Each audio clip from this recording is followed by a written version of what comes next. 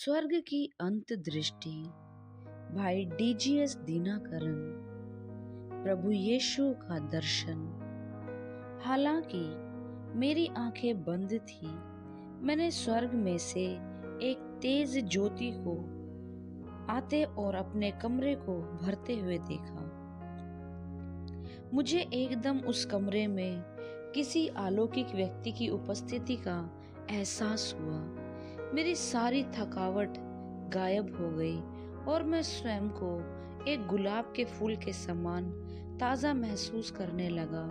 मैं सोचने लगा कि मुझ में ये ताजगी कहाँ से आ गई। फिर मेरे अंदर एक ऐसा आनंद भर गया जो वर्णन से बाहर और महिमा से भरा हुआ था। पहला पतरस 1:8 वह मेरे अंदर भरता जा रहा था। मैं अपने मन में सोच रहा था कि ये आनंद कहाँ से आ रहा था। वास्तव में कई वर्षों से मेरे हृदय में केवल निराशा ही भरी हुई थी, क्योंकि परमेश्वर से मेरी मुलाकात नहीं हो पाई थी। परंतु उस दिन परिस्थिति बिल्कुल भिन्न थी। इस दैविक मुलाकात ने मेरी सारी हताशा के स्थान पर एक उन्मादी आनंद भर दिया था। जी हाँ, मैंने प्रभु यीशु मसीह को अपने सामने देखा, जो कि राजाओं का राजा है, और वह मेरे सामने अवर्णनीय प्रेम व तरस के साथ उस रूप में मेरे आगे खड़ा था।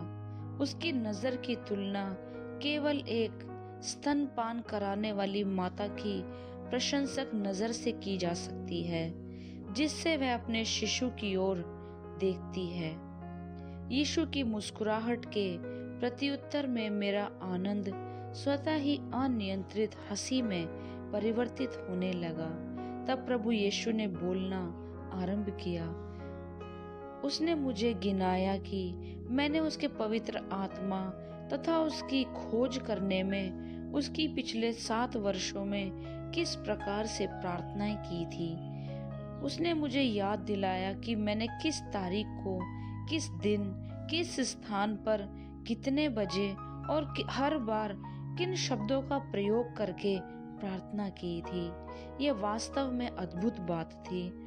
उसने मुझे हर एक प्रार्थना का याद दिलाया जो मैंने 9 अक्टूबर 1962 की मध्य रात्रि तक की थी। फिर मुस्कुराते हुए उसने कहा, मैं यीशु हूँ। तेरी ये सारी प्रार्थनाएं सुनने के बाद मैं स्वयं तुझे आशीष देने आया हूँ। ओह, मैं अगले पूरे 3 घंटों तक उसकी महिमामय उपस्थिति में स्वर्गीय आनंद से भरपूरी में रहा। उसके बाद उसका तेजस्वी आकार धीरे धीरे मेरे समीप आता गया। एक उमड़ते आनंद के साथ मेरे हृदय में श्रद्धा व विस्मय की भावना भी बढ़ती गई। मेरा हृदय मुझे एक बात के लिए दोष लगाने लगा। उसने कहा, दीनाकरन, तू इतने वर्षों से अपने प्रिय प्रभु को देखने के लिए आतुर था। आज यहाँ पर स्वयं तुझे आशीर्वाद देने आया है, पर तूने इस महान मुलाकात के लिए उसे जरा भी धन्यवाद देने का विचार नहीं किया। तो उसे कम से कम धन्यवाद प्रभु तो कह दे। इससे मेरे अंदर मेरे कृतज्ञ व्यवहार के कारण गहरी दोष भावना भर आई।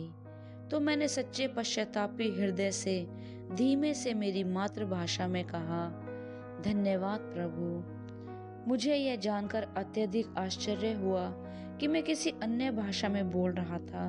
मैंने अपनी जीभ को संभालकर अंग्रेजी भाषा में उसका धन्यवाद करना चाहा, परंतु फिर वही हुआ। जितना अधिक मैं अपनी द्वारा ज्ञात भाषाओं में उसे धन्यवाद देना चाह रहा था, वही विचित्र बात होती रही। प्रभु यीशु मसीह इस मजेदार बात को देख रहा था और उसने इन अमर शब्दों के द्वारा मुझे शांत किया।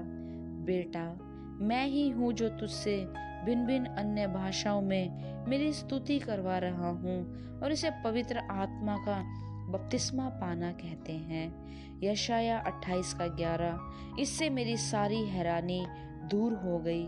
जब वह मेरे और समीप आया, उसने कहा, बेटा, इस संसार ने मेरे प्रेम एवं मेरे तरस के विषय में केवल सुना है, किंतु इसे किसी मनुष्य के जीवन में देखा नहीं है।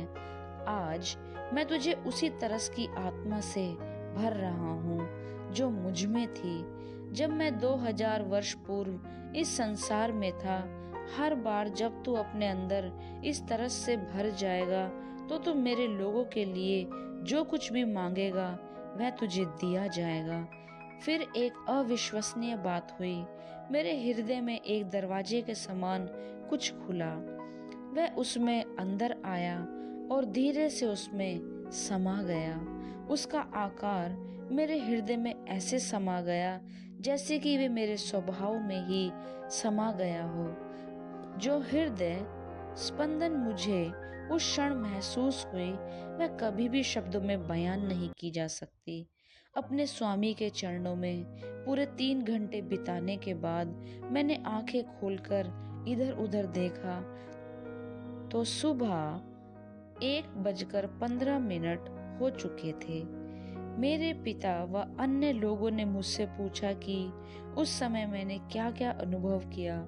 मैं अपनी भाषा में बोलने का प्रयास कर रहा था परंतु बोल नहीं पा रहा था।